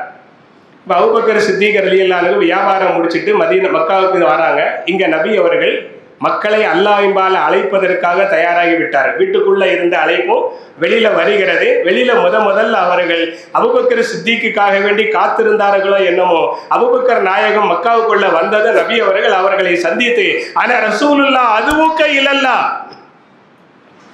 அல்லாஹ்வுடைய தூதர் உங்களை அல்லாஹ்வின் பக்கம் அழைக்கிறேன்னு சொன்ன உடனே அபூபக்கர் சித்திக் ரலியல்லாஹு அன்ஹு தயக்கம், தாமதம், தடுமாற்றம் இல்லாமல் உடனடியாக இஸ்லாத்தை ஏற்றுக்கொண்டார். ஏற்றுக்கொண்ட பிறகு சீரத்து அபீபக்கர் ரலியல்லாஹு அன்ஹு என்ற அந்த கிதாபில் அந்த செய்தி இடம்பெறுகிறது. ஏற்றுக்கொண்ட பிறகு அதுதான் அவங்களுடைய நட்பின் வெளிப்பாடு. முதல்ல கேட்க வேண்டிய கேள்வி நாமளா இருந்தா முதல்ல கேட்டிருப்போம். ஆனா அவங்க ஏற்றுக்கொண்ட பிறகு ஆனா ரசூலுல்லாஹ் அதுவுக்க இல்லல்லா, நான் அல்லாஹ்வின் தூதர், அல்லாஹ்வின்பால் உங்களை அழைக்கிறேன்னு சொன்ன உடனே ஏற்றுக்கொண்டு ஈமான் கொண்டு விட்டு அதுக்கு பிறகு கேட்டாங்களா, இதுக்கு என்ன ஆதாரம்னு கேட்டாங்களாம். அல்லாஹ் அக்பர், நீங்க அல்லாஹ்வுடைய தூதர் தாங்கிறதுக்கு என்ன ஆதாரம் அப்படி? இது சந்தேகத்தின் அடிப்படையில் கேட்கல, அன்பின் வெளிப்பாடாக கேட்டாங்க. அப்ப நபி அவங்க சொன்னாங்களா, நீங்க பார்த்த கனவு தான் ஆதாரம். அல்லாஹ் அக்பர். ஷாம் நாட்டில் கனவு பார்த்தீங்களா? நீங்க கனவு பார்த்தீங்களா? அதுதான் ஆதாரம். அது என்ன ஆதாரம் இருக்கு? நீங்க பார்த்த கனவு தான் ஆதாரம்னு சொல்றாங்கல்ல, அதுல என்ன ஆதாரம் இருக்கு? அந்த செய்தி ரசூலுல்லாஹ்க்கு தெரிஞ்சதுனால தான் அவங்க சொன்னாங்க. அப்ப யாருக்கு தெரியும்? நபிக்கு தானே தெரியும். அதுதான் ஆதாரம் என்று நபி அவர்கள் அன்பொழுக சொன்னார்கள் என்று கிதாபில் பதிவு செய்யப்பட்டது. அதே மாதிரி பின்னால மதீனா முனவ்வராவில் வைத்து ஆயிஷா ரலியல்லாஹு அன்ஹா ஒரு கனவு பார்க்கிறார். 3 சந்திரன்கள் அடுத்தடுத்து வந்து அவர்கள் மடியில் அமர்வதாக ஒரு கனவு கண்டார்கள். ஸல்லல்லாஹு அலைஹி வஸல்லம் ஹயாத்தாக இருந்த காலகட்டம், கடைசி காலகட்டம். 3 சந்திரன்கள் அவங்க வீட்டுக்குள்ள வந்து அடுத்தடுத்து அங்கே அவர்களுடைய மடியில் தவழ்வதாக, இறங்குவதாக கனவு கண்டார். ஆயிஷா ரலியல்லாஹு அன்ஹா, சந்திரன் அப்படின்ன உடனே அழகான விஷயம் தானே, நல்ல விஷயமா தான் இருக்கும் அப்படின்ட்டு அவங்க நினைச்சா ரசூலுல்லாஹ்ட்ட கேட்டிருக்கலாம். ஆனா அவங்க பாருங்க எவ்வளவு பெரிய அறிவாளிங்கிறதுக்கு அவங்க நேர போய் அத்தாட்ட கேட்கறாங்க. அபூபக்கர் சித்திக் ரலியல்லாஹு அன்ஹு அவங்கள்ட்ட வந்து விளக்கம் கேட்கிறான். அபூபக்கர் சித்திக் ரலியல்லாஹு அன்ஹு அந்த சந்திரன் கனவு பார்த்தா இஸ்லாத்துக்கு வந்தாங்க. அதே சந்திரன் ஆயிஷாவுடைய வீட்டில் இறங்குவதாக அவங்க கனவு பார்த்துருக்காங்கன்னு உடனே கனவினுடைய விளக்கத்தை புரிந்து கொண்ட அபூபக்கர் சித்திக் ரலியல்லாஹு அன்ஹு விளக்கம் சொல்லலை. இந்த கனவுக்கு என்ன விளக்கம் அப்படின்னு கேட்கும்போது அவங்க விளக்கம் சொல்லலை, மாறாக அமைதியாக இருந்து விட்டார்கள். அமைதியாக இருந்த உடனே ஆயிஷா ரலியல்லாஹு அன்ஹா அதை வற்புறுத்தி அவங்க என்ன செய்யல, விளக்கத்தை கேட்கல. கொஞ்ச நாள் கழித்து நபிகள் நாயகம் ஸல்லல்லாஹு அலைஹி வஸல்லம் அவர்கள் இறந்துட்டாங்க. இப்போ அவங்கள ஆயிஷா ரலியல்லாஹு அன்ஹாவுடைய இல்லத்தில் தான் அடக்கம் செய்யப்பட்டது. அதுதான் நபிகள் நாயகம் ஸல்லல்லாஹு அலைஹி வஸல்லம் உடைய ரவுலா ஷரீஃபாக அமைந்திருக்கிறது.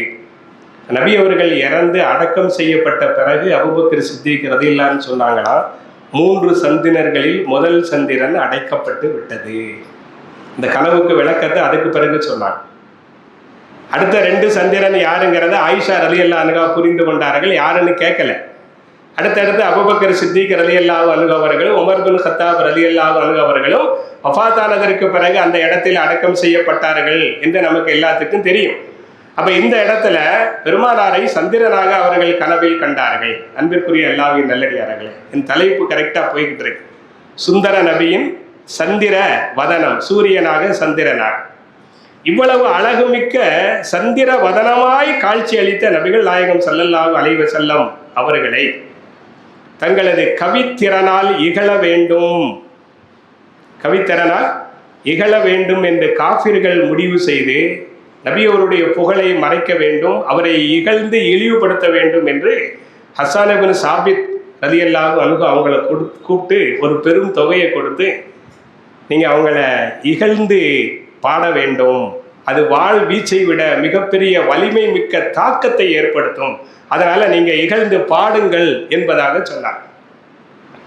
அவர் இஸ்லாத்தை ஏற்றுக்கொள்வதற்கு முன்னால் அவர் சொன்னாரு, நீங்க சொல்ற ஆளு யாருன்னு எனக்கு தெரியாது, நான் ஒருவருக்கு நேரடியாக பார்த்தால் அவரை நான் எப்படி இகழ வேண்டும் என்பதை நான் முடிவு செய்வேன் அப்படின்னு பெருமானாரை பார்ப்பதற்காக வருகிறார்.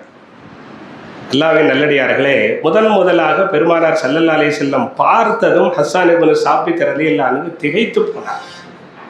அந்த அழகை கண்டு அசந்து போனார்கள். ஹஸ்ஸான் இப்னு சாபித் ரலியல்லாஹு அன்ஹு ரசூலுல்லாஹ் பார்த்து நான் இகழ்வேன், அதனால் ஒரு முறை பார்க்க வேண்டும் என்று வந்தார் பாருங்க. அவருக்கு மட்டும் அல்லாஹு தஆலா அன்னலாருடைய அழகை எதை மறைத்து வைத்தானோ அதை வெளிப்படுத்தினார். அவரால் பார்க்க முடியல, கண்கள் கூசுகிறது. எந்த அளவு கூசுகிறது என்றால் கண் பார்வையே பறிபோய் விடுமோ அளவுக்கு அதிகமான வெளிச்சம் வந்தா கண் பறிபோயிரும் சொல்லுவோமா இல்லையா, அதை மாதிரி அவரால் பார்க்க முடியல. ஹஸ்ஸான் இப்னு சாபித் ரலியல்லாஹு அன்ஹு சொல்கிறார்கள், என்னால் முழுமையாக அவர்களை பார்க்க முடியவில்லை, பேரொளி என் கண்களை பாரித்து விடுமோ என்று நான் பயந்து விட்டேன், அதனால் என் உள்ளங்கைகளால் என் பார்வைகளை நான் மூடிக்கொண்டேன். அல்லாஹ் தஆலா மறைச்சு வச்சிருக்கான்ட்டு முன்னாடி சொன்னோம் பாருங்க, அங்கே வெளிப்படுத்துறான். ஹஸ்ஸான் இப்னு சாபித் ரலியல்லாஹு அன்ஹு அப்படியே பயந்துட்டான். அதுக்கு பிறகு அவங்க மனசுல என்ன வருதுன்னா, இப்பேற்பட்ட ஒரு அழகுமிக்க பேரழகரையா நான் இகழ வேண்டும், இவர் இகழுக்குரியவர் கிடையாது, இவர் புகழுக்குரியவர் அப்படின்னு சொல்லிட்டு அவங்கள்ட்ட கொண்டு போய் அந்த பணத்தை கையில கொடுத்துட்டு, எப்ப அங்க வா, இந்த வேலையை என்னால பார்க்க முடியாது அப்படின்னு சொல்லிட்டு ரசூலுல்லாஹ் அந்த காஃபிர்களுக்கு சொல்லுகிறார். எப்படி சொல்லுகிறார் என்றால், அவங்க பார்த்தவங்க தான். ரசூலுல்லாஹ் பிறந்ததிலிருந்து வளர்ந்ததிலிருந்து வாழ்ந்ததிலிருந்து நபியாக ஆனதிலிருந்து 13 ஆண்டு காலங்கள் அதற்கு பின்னால் எல்லாம் பார்த்தவர்கள் தான். ஆனால் அந்த பாக்கியமற்றவர்களுக்கு கிடைக்காத ஒரு உணர்வு ஒரே ஒரு முறை பார்த்த ஹஸ்ஸான் இப்னு சாபித் ரலியல்லாஹு அன்ஹு கிடைச்சிச்சு. அவங்க அந்த காஃபிர்கள்ட்ட என்ன சொல்றாங்கன்னா, நீங்க யாரை இகழ சொன்னீங்க தெரியுமா, ரூஹும் மினன் நூர் ஃபி ஜிஸ்மின் மினல் கமர், சந்திரன் போன்ற வதனத்தில் ஒளியை போன்ற ரூகை பெற்ற ஒரு மாமனிதர், கஹில்யத்தின் முஸ்ஜித் மினல் அஞ்சுமி ஸுகரி, அழகான நட்சத்திரங்களை கொண்டு வேலைப்பாடு செய்யப்பட்ட ஒரு ஆவரணத்தை போல அவர்கள் எனக்கு காட்சி அளித்தார்கள், அவங்களையா இகழ்ந்து பாடுவது அப்படின்ட்டு ரிட்டர்ன் பண்ணிட்டு பெருமானார் ஸல்லல்லாஹு அலைஹி வஸல்லம் அவர்களை ஈமான் கொண்டு அவர்களை புகழுகின்ற புலவராக ஒரு மாறி போற. அன்பிற்குரிய அல்லாஹ்வின் நல்லடியார்களே, அவர் தன் கவிதைகளால் காஃபிர்களுக்கு எதிராக களம் கண்டார். அவர் ஒரு கவிதை போராளியாக வலம் வந்தார். போர்க்களத்தில் எதிரிகளை எதிர்த்து வாளால் ஈட்டியால் அம்பால் தாக்கி ஒரு முஜாஹித் எப்படி அந்தஸ்தை பெறுகிறாரோ, அதுபோன்று சபைகளில் காஃபிர்கள் நபி அவர்களுக்கு எதிராக, இஸ்லாத்திற்கு எதிராக, அருள்மறைக்கு எதிராக, அபூபக்கருக்கு எதிராக, உமருக்கு எதிராக வசைபாடும் பொழுதெல்லாம் தன் கவிதைகளால் அவர்களுக்கு மறுப்பு தெரிவித்து இவர்களெல்லாம் மாமனிதர் என்று புகழ்ந்து அவர்களுக்கு பழி தீர்த்தார்களே, இவர் ஒரு போராளி. அதனால்தான் நபிகள் நாயகம் ஸல்லல்லாஹு அலைஹி வஸல்லம் அவர்கள் வாளின் தாக்கத்தை விட வார்த்தையினுடைய தாக்கம் மிக வலிமையானது அப்படின்னு சொன்னாங்க இல்லையா? அது ஹஸ்ஸான் இப்னு சாபித்தினுடைய அந்த கவிதையினுடைய திறமைகளை முன்வைத்துதான் நபிகள் நாயகம் ஸல்லல்லாஹு அலைஹி வஸல்லம் அவர்கள் சொன்னார். அதனால அவர் கவி பாடும் பொழுது நபியை புகழ்ந்தோ, இஸ்லாத்தை புகழ்ந்தோ, சஹாபாக்களை புகழ்ந்தோ அல்லது எதிரிகளுக்கு எதிராகவோ கவிதைகள் பாடும் பொழுது நபியர்கள் அவர்களுக்கு மேடை அமைத்து தந்தார்கள். மிம்பர் என்ற உயரமான மேடை அமைத்ததன் மேல் ஏறி நின்று பாடுங்கள். அது மட்டுமல்ல, ஜிப்ரீல் அலைஹிஸ்ஸலாமுடைய உதவி எங்கு சென்றாலும் ஹைசு சார என்று நபியர்கள் சொன்னார்கள். ஹஸ்ஸான் எங்கே சென்றாலும் ஜிப்ரீலும் கூடவே சென்று அவருக்கு உதவி செய்ய வேண்டும். யா அல்லாஹ், அல்லாஹும்ம ஐயிது ஹஸ்ஸான பி ஜிப்ரீல் ஹைசுமா சார. அவர் எங்கெல்லாம் செல்வாரோ அங்கெல்லாம் நீ ஜிப்ரீலை கொண்டு ஹஸ்ஸானுக்கு உதவி செய் என்று சொன்னார். இஸ்லாத்திற்கும் கவிதைக்கும் சம்பந்தம் இல்லைன்னா ஒரு கவிஞருக்கு பெருமானார் ஸல்லல்லாஹு அலைஹி வஸல்லம் இப்பேற்பட்ட கௌரவத்தை கொடுத்திருக்க முடியுமா? நபிகள் நாயகத்தின் அங்கீகாரத்தோடு நபிகளாரை புகழ்ந்த ஏராளமான கவிதைகள் இருக்கிறது கிதாபுகள். ஹஸ்ஸான் இப்னு சாபித் ரலியல்லாஹு அன்ஹு நபி அவர்களுடைய அங்கீகாரத்தோடு நபி அவர்களை புகழ்ந்த கவிதைகள் ஏராளமாக இருக்கிறது. நான் நிறைவுக்கு வந்து விட்டேன். ஆயிஷா ரலியல்லாஹு அன்ஹா அவர்களை அவதூறு சொன்ன நபர்கள்ல ஹஸ்ஸான் இப்னு சாபித் ரலி, யானைக்கும் அடி சறுக்கும் என்பதை போல அவங்க வாழ்க்கையில ஒரு தவறு நடந்துருச்சு. ஆனா அதை உணர்ந்தார்கள். பின்னால ஆயிஷா ரலியல்லாஹு அன்ஹா அவங்களை சந்திக்க செல்லும் பொழுதெல்லாம் ஆயிஷா ரலியல்லாஹு அன்ஹா ஹஸ்ஸான் இப்னு சாபித் ரலியல்லாஹு அன்ஹு உயர்ந்த கண்ணியம் கொடுப்பார். நம்மளா இருந்தா இங்கே எதுக்கு வர, வெளியில போ அப்படின்னு வாசல்லே திருப்பி அனுப்பிடுவோம். ஆனா ஆயிஷா ரலியல்லாஹு அன்ஹா அவங்கள உள்ள கூட்டு உயர்ந்த மரியாதை கொடுத்து கண்ணியப்படுத்துவோம். புகாரியில இடம் பெறுகிற சம்பவம் இது. சில பேர் கேட்டாங்களா, குறிப்பாக உருவத்துபுன் சுபை, ஆயிஷா ரலியல்லாஹு அன்ஹுடைய அக்கா மகன், ஆயிஷா ரலியல்லாஹு அன்ஹா வளர்த்த மார்க்க அறிஞர், அவங்க கேட்டாங்களா, என்ன அருமை தாயே, இவருக்கா நீங்க எவ்வளவு கண்ணியம் கொடுக்குறிய அப்படிங்கும் போது அவங்க சொன்னாங்களா, அவர் என்னை பற்றி சொன்னதை ஒரு பக்கம் தூர வை, ஆனா பெருமானாரை அவர் எப்படி பாடியிருக்கிறார் தெரியுமா? அல்லாஹ் அக்பர். நபி அவர்களை புகழ்ந்து அவர் பாடிய அந்த கவிதை வரிகள் எனக்கு ரொம்ப பிடிச்சிருக்கு. அதனால் பெருமானாரால் கண்ணியப்படுத்தப்பட்ட ஒரு மனிதரை என் சொந்த விஷயத்திற்காக நான் ஒரு பொழுதும் இகழ மாட்டேன் அப்படின்னு அன்னை ஆயிஷா ரலியல்லாஹு அன்ஹா உயர்ந்த கண்ணியம் தந்தார்கள். அப்படிப்பட்ட கண்ணியத்திற்குரிய ஹஸ்ஸான் இப்னு சாபித் ரலியல்லாஹு அன்ஹு நபி அவர்களை அழகாக புகழ்ந்தார்கள், அருமையாக புகழ்ந்தார்கள், ஏராளமாக பாடியிருக்கிறார்கள். முஸ்னதே ஹஸ்ஸான் என்று ஒரு தனி தொகுப்பே இருக்கிறது. ஹதீஸ் கிதாப் மாதிரி கவிதை கிதாப் இருக்கிறது. அதுல அவர் பாடிய ஆக சிறந்த வரிகள் பெரும்பாலான அறிஞர்கள் சொல்லியிருப்பார்கள்.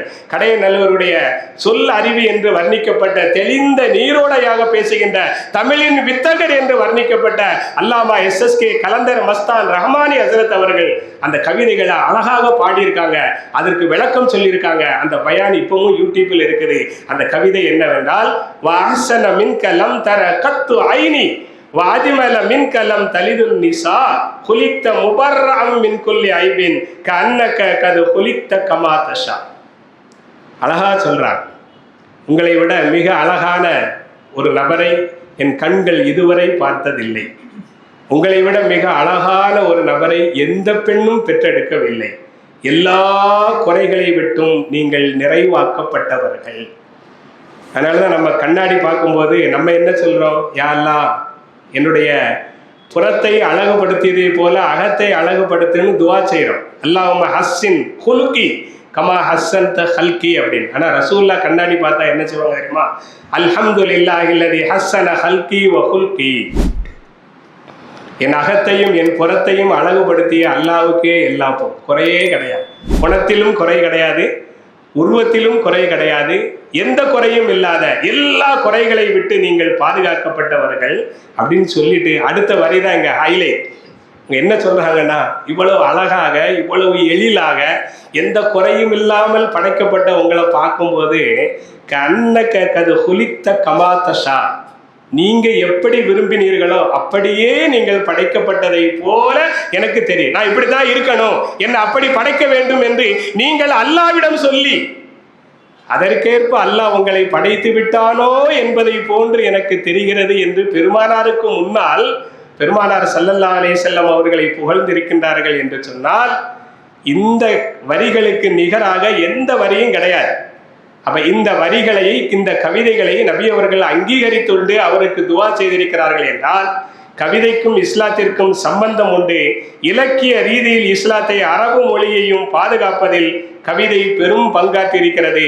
அதுல பெருமானார் மீது பேரன்பு கொண்ட பெரும் கவிஞர்கள் பாடிய அந்த அன்பின் வெளிப்பாடுதான் ஹஸ்ஸான் இப்னு சாபித் ரலியல்லாஹு அன்ஹுடைய முஸ்னதுகள் கவிதைகளாக இருக்கட்டும், அதே போல கஅப் இப்னு ஸுஹைர் ரலியல்லாஹு அன்ஹு அவருடைய பானத் சுஆத் என்ற கிதாபாக இருக்கட்டும், அல்லாமா ஷரஃபுத்தீன் பூசிரி ரஹ்மத்துல்லாஹி அலைஹி அவருடைய பெருமைக்குரிய புர்தாவாக இருக்கட்டும், அதே போல மௌலுது ஷரீஃபாக இருக்கட்டும், இது எல்லாம் அன்பின் வெளிப்பாடுதான். அதுல எந்த விதமான குறையும் இல்லை. அத்தனையும் அன்னலாரின் அருமைகளை, பெருமைகளை பாடுகின்ற கவிதை இலக்கிய வரிகளை தவிர அதுல ஷிர்க்கும் இல்லை, அதுல எந்த குறையும் இல்லை, அதுல எந்த குற்றம் இல்லை. இது மூமின்களுக்கு இது புரியும். அல்லாஹு தஆலா நம்மை உண்மையான மூமின்களாக, பரிபூர்ணமான மூமின்களாக ஆக்கி வைத்து அருள் புரிவானாக. பெருமானாரின் பெருமைகளை தொடர்ந்து 12 நாட்களாக பேசுகின்ற பாக்கியம் பெற்ற மார்க்க அறிஞர்களை அல்லாஹ் கபூல் செய்வானாக. அதை தொடர்ந்து இடைவிடாமல் கேட்பதற்கான பாக்கியம் பெற்ற சமுதாய பெரியவர்கள், சகோதரர்கள் அல்லாஹ் கபூல் செய்வானாக. அவ்வப்போது கேட்கின்ற பாக்கியம் பெற்ற அத்தனை நபர்களையும் அல்லாஹ் தஆலா கபூல் செய்வானாக. சிறப்பான இந்த நிகழ்ச்சி இந்த பள்ளியிலே நடப்பதற்கு அனுமதி வழங்கிய இப்பள்ளியினுடைய நிர்வாகிகள், இமாம் அவர்கள், துணை இமாம் அவர்கள், வருகின்ற உலமா பெருமக்கள், சமுதாய பெரியோர்கள் அனைவருக்கும் ஜமாத்துல் உலமா சபை நன்றி தெரிவிக்கிறது. ஜஸாக்குமுல்லாஹு கைரன் கசீரன் ஃபித்தாரின்.